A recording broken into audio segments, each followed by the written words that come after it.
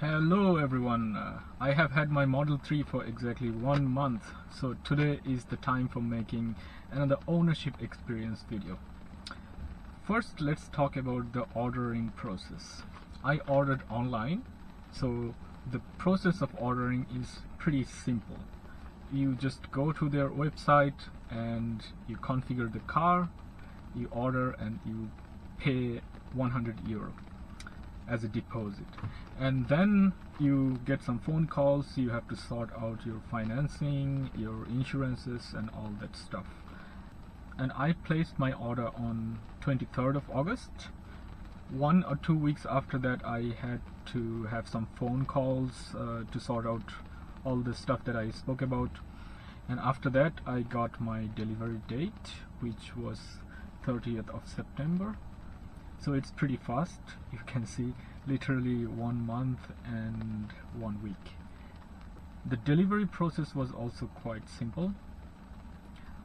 I had to give my documents in the entrance, and it was contactless due to the COVID crisis.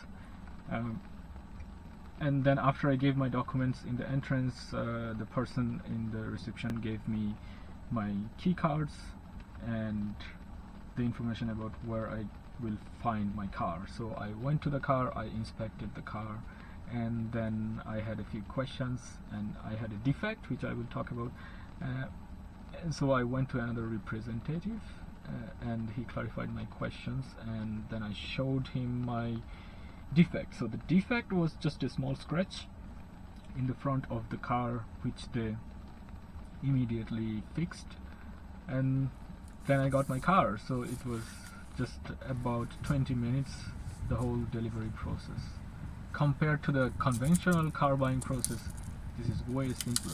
So you just order online just like any Amazon product that you would order, and then the only thing that you have to do is sort out this financing and car registration related stuff.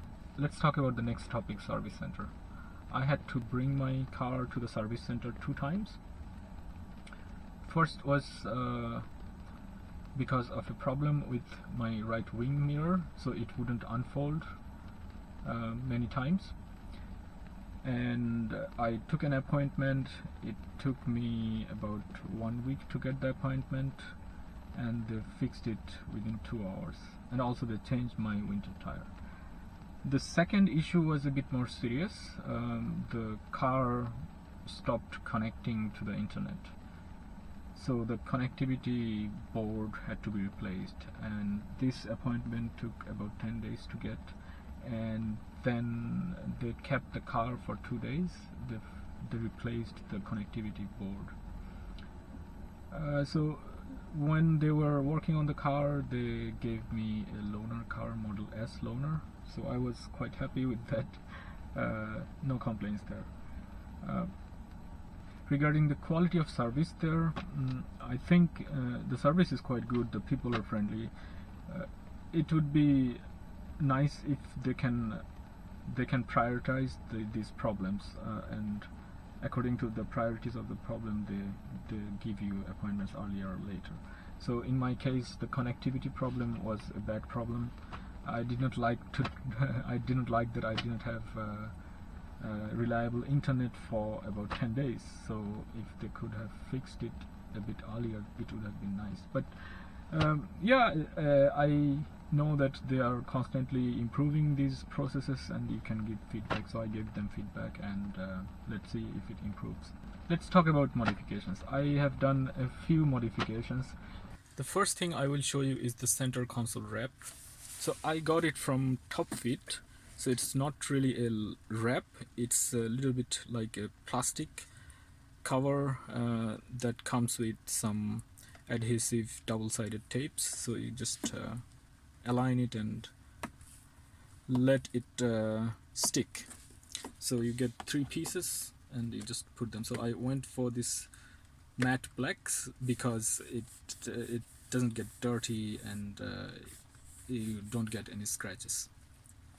The next thing is I got a screen protector. The screen protector is glossy, I did not go for the matte but the glossy, so you cannot really see that there is a screen protector unless someone actually tells you. So quite happy with these two modifications. My screen is now protected and my center console will not scratch. Alright, so the next thing I did is I put DIY ceramic coating. I got this kit from Hydrosilics. So the process of putting this ceramic coating is quite simple. You just clean the car, you dry the car, and then you spray on the car this coat, you buff it off. So that it's as simple as that. You do have to clean the car quite intensively. So the car now looks very shiny and it has this hydrophobic effect. The water doesn't really stick to the car that much. So it's easy to clean and it looks nice. The next thing is I got these winter tires. I got these Pirelli winter tires from Tesla. So they were with the car actually. I just had to pick them up from the service center. The next thing is the storage for Sentry Mode. I didn't really buy anything new. I just bought an adapter for an SD card and USB, and I have a lot of spare SD card at home. I'm just using a 64 gigabyte one and it works fine. Okay, the final modification, the aero cap kit. So I removed my aero wheel covers and I put these lug nut covers and the Tesla logo cover. I got them from Top Fit again.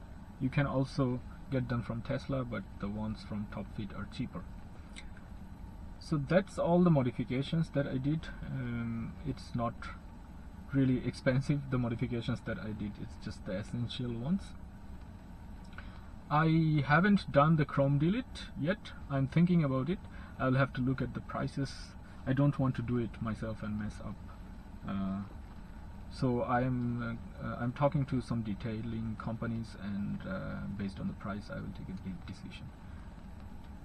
Right, the next topic, driving. Let's just get the performance numbers out of the way. So the acceleration from 0 to 100 is 5.6 seconds. The top speed is 225 kilometers per hour. The power is 325 horsepower and the torque is 420 Newton meters.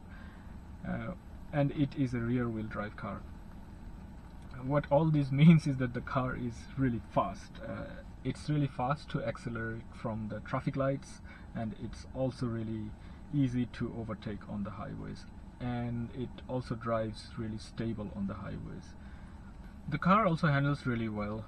It's very tight on the country roads in the corners, and it's very stable, as I mentioned, on the highway.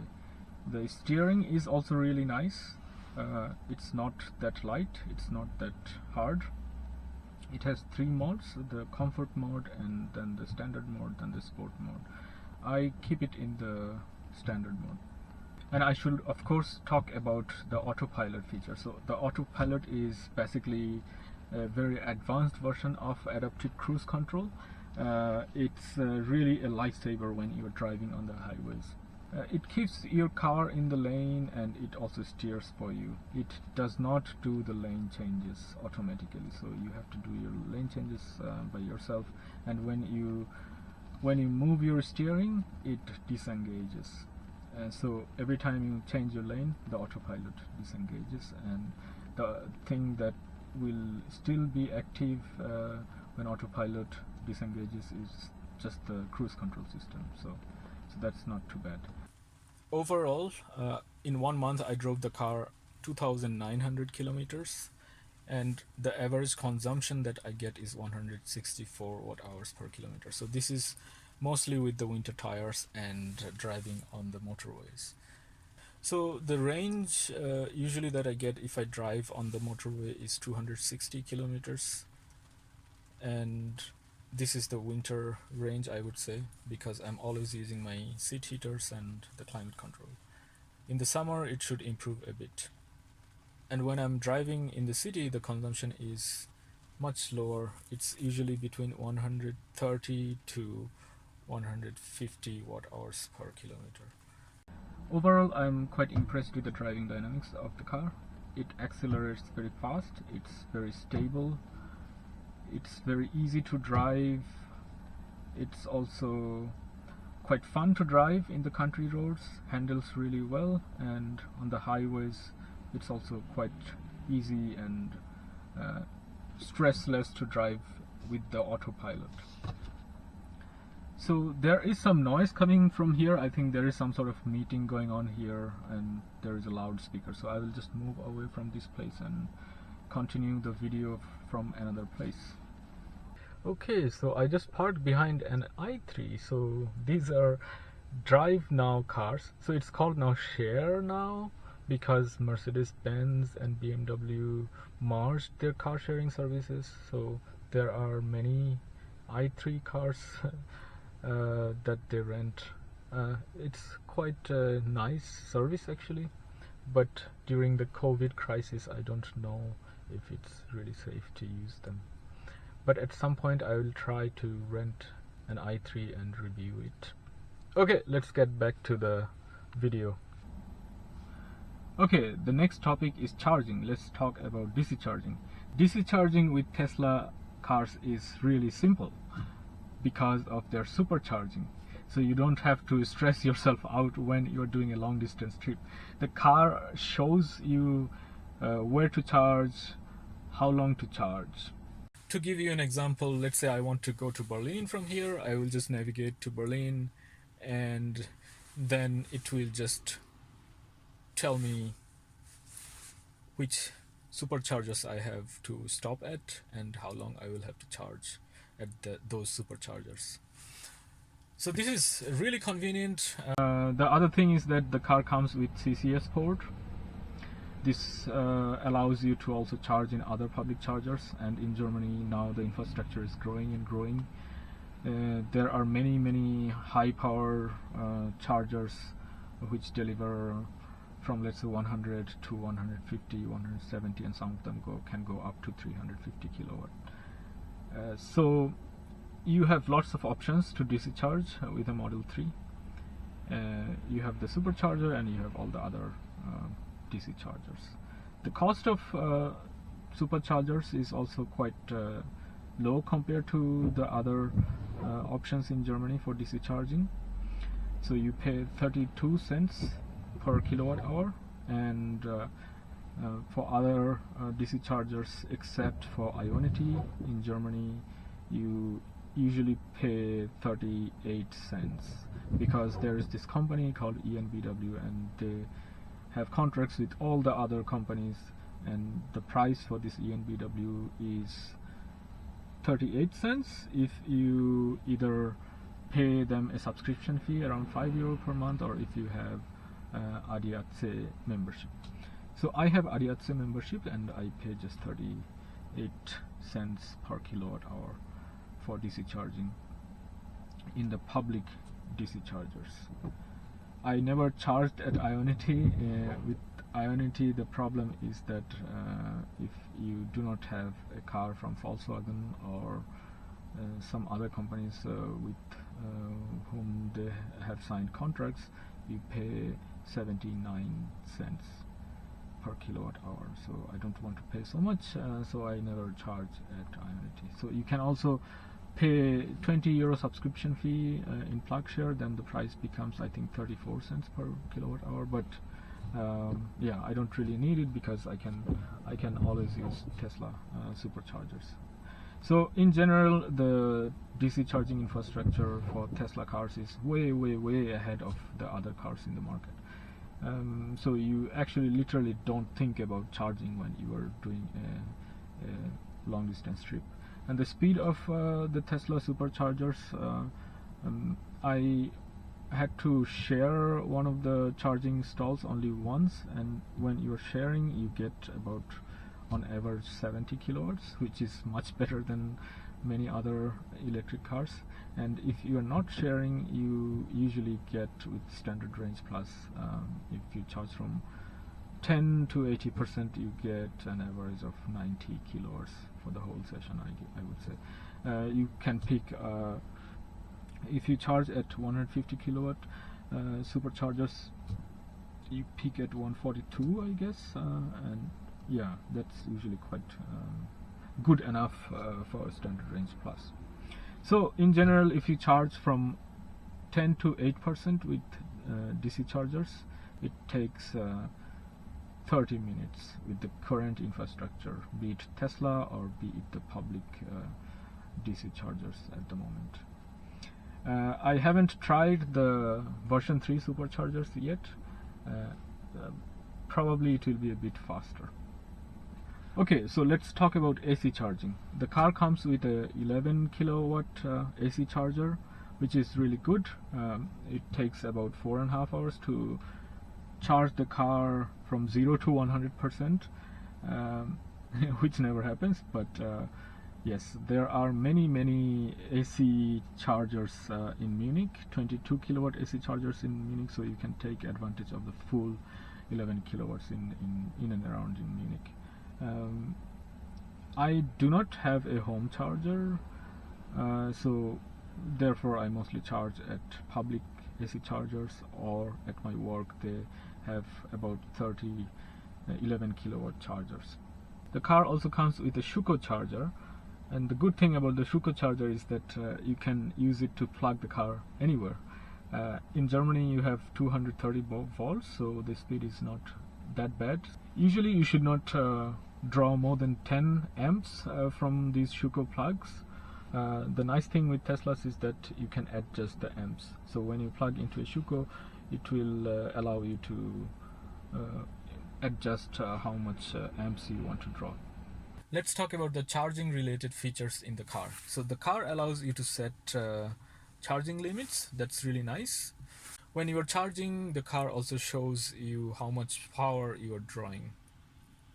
This is quite nice because you have an idea when to unplug, especially when you are doing a long distance trip and when you are charging on DC. Also, the other important feature for me is the ability to keep the climate control on when I'm charging, and also the seat heaters, you can use them just as when you're driving. So they don't limit like the other cars like Renault Zoe and the climate control functionalities when you are charging. So this is quite great. Overall, the charging related features in Tesla would be, I would say, these are some of the strongest features in a Tesla car, and they're way ahead of the competitors in the market. Okay, the next topic is visibility. So the visibility in the front of the car is really good. I would say it's exceptional. There's a lot of glass, and you can see around really well. In the back, it's not the same. So the back window is quite narrow, and it doesn't have a wiper. So when you're driving not that fast and it's raining, the visibility in the back is really not good.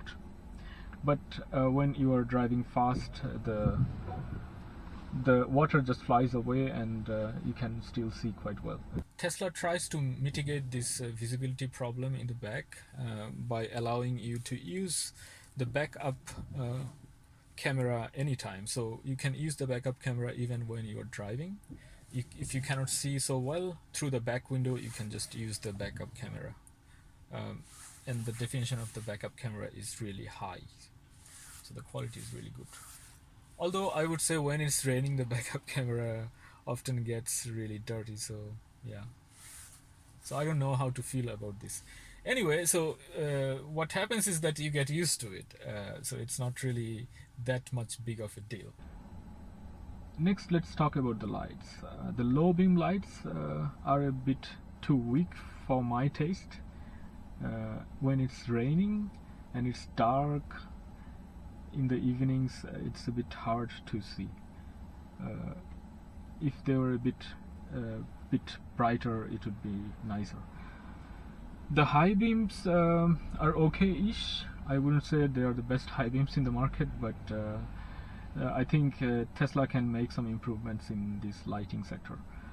The interior lights are also not very strong, so they're also quite light. I think Tesla should work on the headlights, mainly make the low beams a bit brighter, or they should spread the light a bit more, and the high beams, maybe they should go in the direction of this matrix high beams. So it also has automatic high beam. I have never used it, to be honest with you. I always use the manual ones. I think it's much safer. Next topic, the seats. I really like the seats. The seats have lumbar support. That's the number one feature for me that I was looking for, because I have back problems, and it's important to have lumbar support for these longer drives. And you also have these kind of electrical controls, so you don't do anything manually. You just press some buttons and the seat can go back like this and front like this. So it's just some motors, and it has all the adjustments, like you can bring the seat up, down, front, back, and then adjust the back of the seat. And also the lumbar support, you can put it up and down and push it further and things like that. So the seats have really good adjustments, and the seats also have heaters. That's really comfortable. Another nice feature related to the seats is the easy entry feature. So basically, in your profile you can say when you enter in the car, the seats should go as far back as possible, and also the steering wheel can go up, and then you have more space to get in the car. And then when you press the brake, the seats come forward and the steering wheel comes to the place where you adjusted in your profile. So this is also a very convenient feature. So in general, I would rate the seats quite highly. They're very comfortable, they have really good adjustments, seat heaters, lumbar support, and most importantly, they are not made of dead cow skin. I think that's also quite important. They are made of vegan leathers. The next topic is the touch screen. There's so much to talk about here. I won't be able to go too much in depth of all the different functionalities, but I will just touch on the main things. So the first thing, let's look at the navigation system. The map is really snappy and responsive, and it's based on Google Maps, so it's quite up to date. And you can see all the superchargers within your range, and all the other superchargers as well. And you can click on these superchargers and look at the details of these superchargers.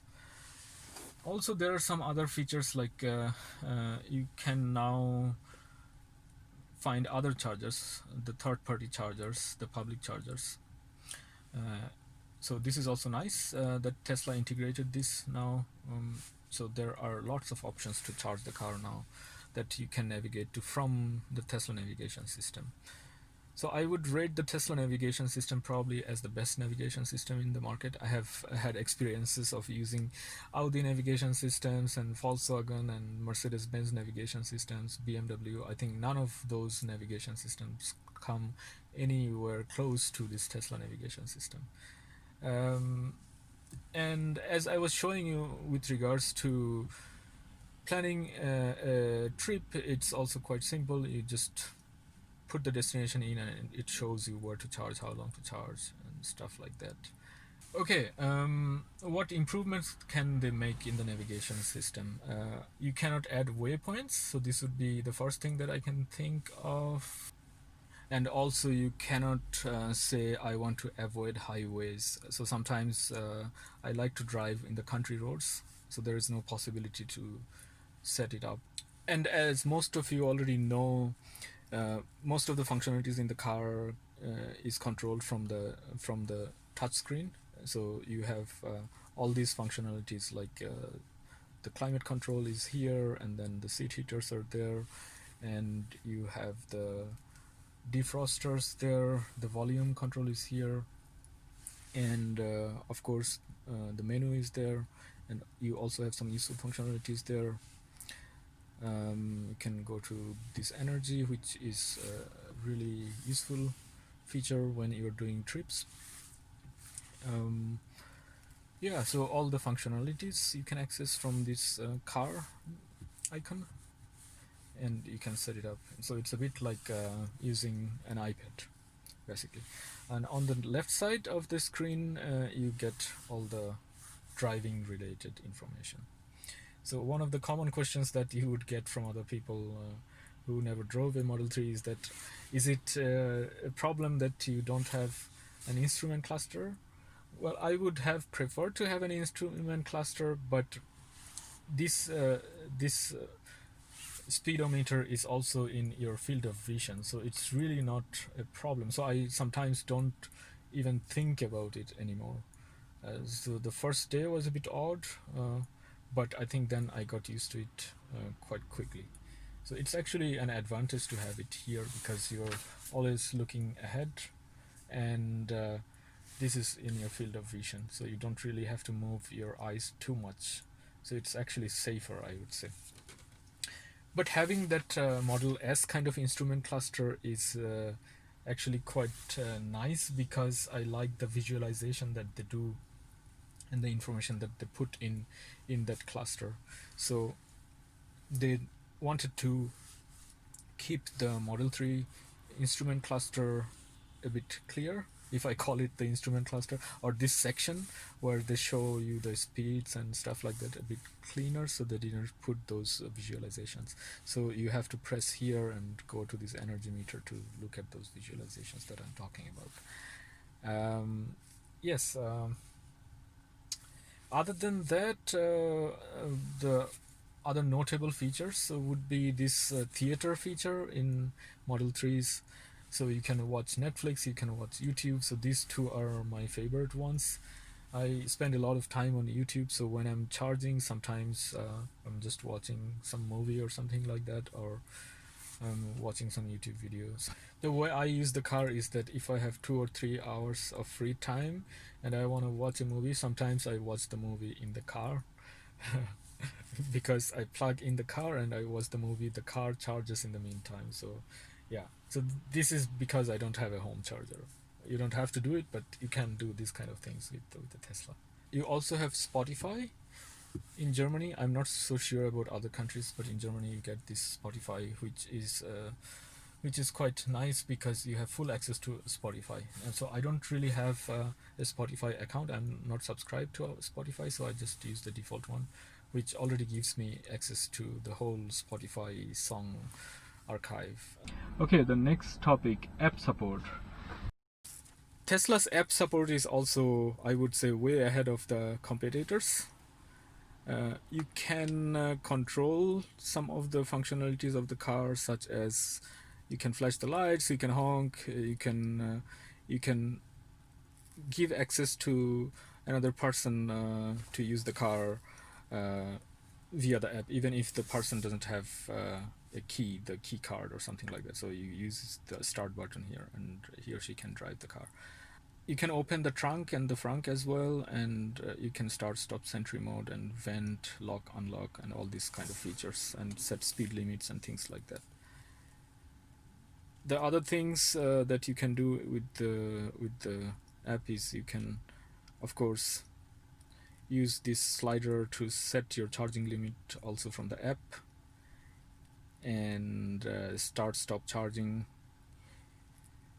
The very convenient feature is that this climate control feature, so you can preheat the car from outside. So before you get in the car, you can already preheat the car, so you get into a warm car, and it works. Unlike in Renault Zoe, you can also look at the car, where the car is, the location of the car. So if someone else is driving, you can monitor where this person is going. You also set all the service related appointments from the app, which is nice as well. And the app is also your key, so you always have to keep the Bluetooth on when you are approaching the car. So the app support in a nutshell is top notch. Some of the things that they can add is probably a feature for adjusting the amps from the app itself. It would be nice. And also, I don't see the charging schedule features in the app. It would be also nice to have those features. Okay, the next topic is the software updates. That's another big topic for Tesla cars. I got 4 new features of the car through software updates after I bought the car in just 1 month. So the features that I got are speed sign recognition. So the first day I didn't have this, and then I installed a new update. I could my car can recognize the speed signs and also the traffic lights. And then the next update, it came with Bluetooth priority and the glove box features. So, and then there was another update which had some improvements in the cruise control, speeds adjustments and things like that, which you don't see, but they are actually improving the system.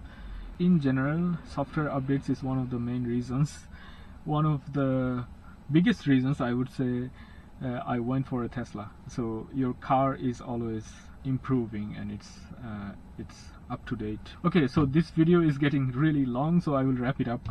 The last thing that I want to talk about is the safety and security. First thing is the Sentry mode. This is really great. So the car has many cameras and it can record, it can detect events. So if there is someone coming too close to your car, the Sentry mode gets activated and it puts a marker in the video and it stores that video from all different angles. So this is really great for insurance claims and for investigating what happened actually, if there is a damage or something like that. I have had scratches in my previous cars. I had no clue how those scratches actually appeared in my car. They appear usually in the supermarket parking lots because people are not very careful with the trolleys and they're just parking in very narrow places. So it's great to have this Sentry mode. So you basically activate it from here, and you need to have that storage, USB storage, and then you can also look at the Sentry mode videos. So if there is an event, the car will tell you there was a Sentry mode event, and it gets stored, and you can go to a video and you can actually look at the video and go back and go forward, and when there is an event, and there is a red mark there. So this is great. Also, this works as a dash cam when you are driving. You can set up the car up for storing a footage when you press the honk. So this is also good for, I think, investigation and insurance claims and things like that. So let's talk about the backup camera. The backup camera is really good. It has really good definition, and it also has these guidance lines that are really useful when you're parking. Another feature I just discovered, to be honest with you. I never saw it before. I saw it in videos before, but I never tried it. I forgot about it. So when you are actually in the backup camera, you can slide up, and then you have these 2 side cameras. So these things would be really good for parking. Yeah, last but not least, let's talk about autopilot. The autopilot that I have is the standard autopilot. It's not the full self-driving autopilot. It does all the steering on the highways, and Europe has some sort of regulations about how much you can turn the steering wheel automatically. So if there is a really sharp corner, it will say that yeah, it cannot, the autopilot is limited because there is a sharp corner or something like that. But on the highways you don't get sharp corners, you get sharp corners in the cities. So in the cities I wouldn't really use it that much, but you can still use it if there is good markings on the road. But on the highways it's a really good feature. You literally don't have to drive on your own with this standard autopilot already. You just have to change lanes sometimes. With regards to safety, I would say autopilot is also very safe, because sometimes when you're driving on your own you get tired and you lose concentration. So with autopilot you take a lot of load, cognitive load out, and that keeps you actually from not getting too tired when you're doing long distance trips. So you can actually pay attention even when you're using autopilot, which you are of course supposed to do, which you of course should do. So with autopilot, the likelihood of having accidents is also low, as some of the studies shows and the data shows. So in general, autopilot is safe, and it's also very convenient, comfortable. Something they can improve in the standard autopilot is they probably should include the auto lane change into the standard one. I would really love that. I also would not mind paying a bit extra, like €200, €300 to get this functionality for the standard autopilot. I don't necessarily need all the stuff that is in a full self-driving package, but I just need the auto lane change. So it would be great if you can buy it separately. Yes. With regards to full self-driving, in Europe it's a bit complicated, the situation with the regulation. So I am not so sure when Tesla can actually roll out the full self-driving with all the things that they are showing in the rewrite, in the recent rewrite. So it might take a bit in Europe. So I will wait until things get approved, and then maybe I go for it. Alright, so that was a long video. I spoke about most of the things that I can think of. I took some notes. You might have seen I have looked at the notes many times. The things that stand out for me, the supercharging network, and the speed at which the car charges, and the ease of doing long distance trips, and also comfort wise the car has some really nice features for me. For example, the lumbar support, that's a really important one for me, and the navigation system, the touchscreen is top notch. Also the other functionalities like the entertainment, watching YouTube and watching Netflix in the car is really great. Keeping the climate control on while you are charging is also really important for me. So these are my highlights for the car so far. And as I was saying, I'm really happy with the car. So far the experience has been really great. I hope I have provided you some useful information. If you liked the video, please don't forget to like and subscribe, and talk to you in the next video.